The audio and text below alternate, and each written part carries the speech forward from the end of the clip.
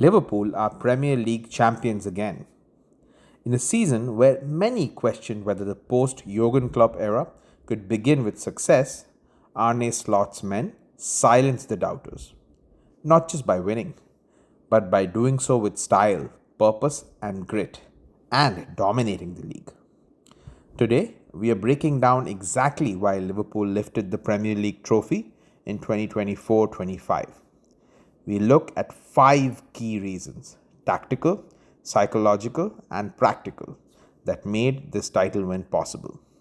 Let's get into it.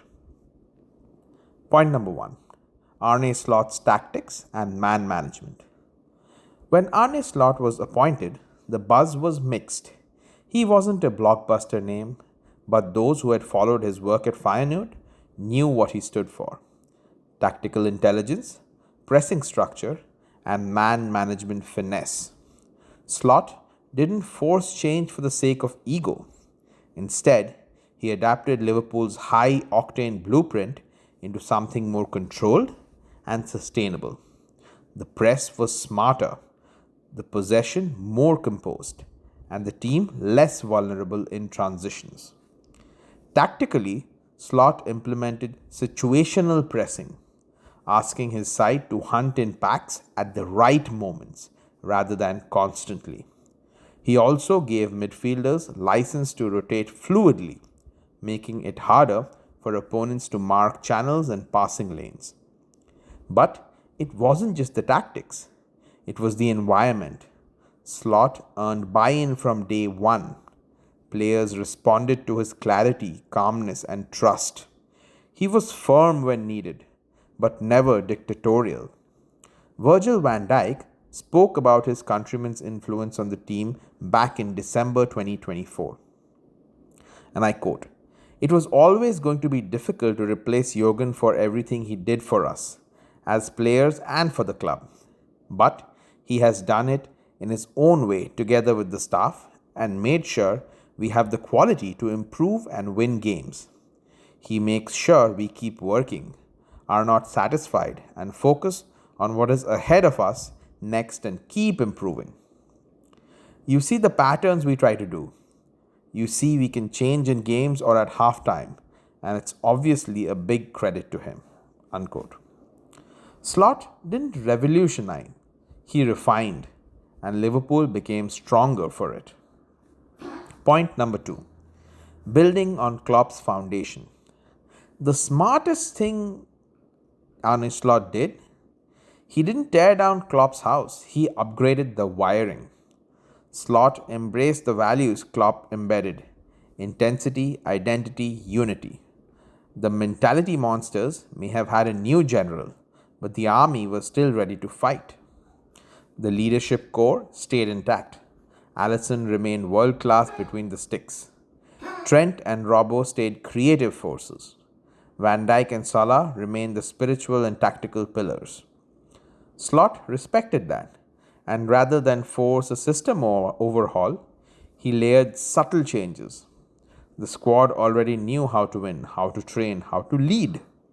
All they needed was a fresh voice and tactical evolution. The result? No messy transitions, no identity crisis, no disgruntled players or delayed transfer dealings. Liverpool hit the ground running while other top 6 clubs stumbled under new systems or growing pains.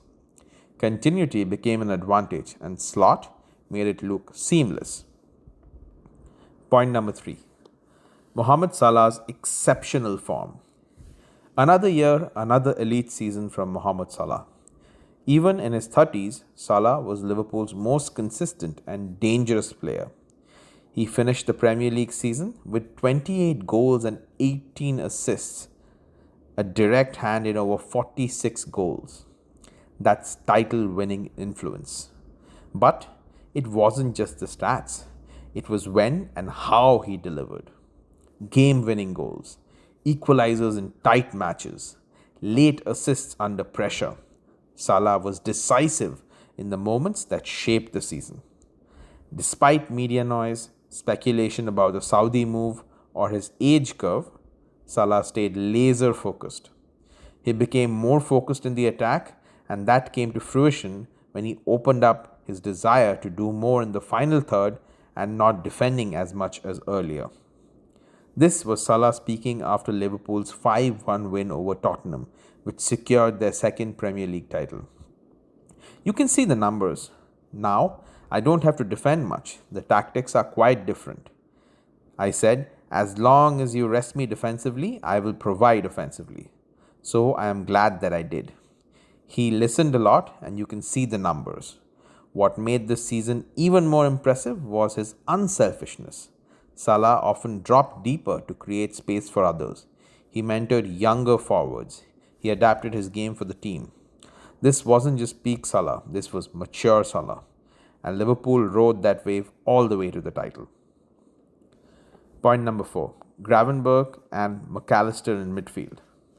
One of the quiet revolutions of this season was the emergence of a new midfield engine, and Ryan Gravenberch and Alexis McAllister were at the heart of it. Gravenberch found his rhythm under Slot. After a difficult time under Jurgen Klopp in his first season, the Dutch midfielder got going under then manager. He brought athleticism, ball-carrying power, and a calmness in possession that allowed Liverpool to break presses with confidence. He also added a few key goals and crucial defensive recoveries. McAllister, meanwhile, was a metronome. He was a star last season for the Reds, but took his game to another level this time around. His intelligence on and off the ball made him a control tower. Whether playing as a deep pivot or a left-sided link man, he dictated tempo, resisted pressure, and always offered a passing outlet.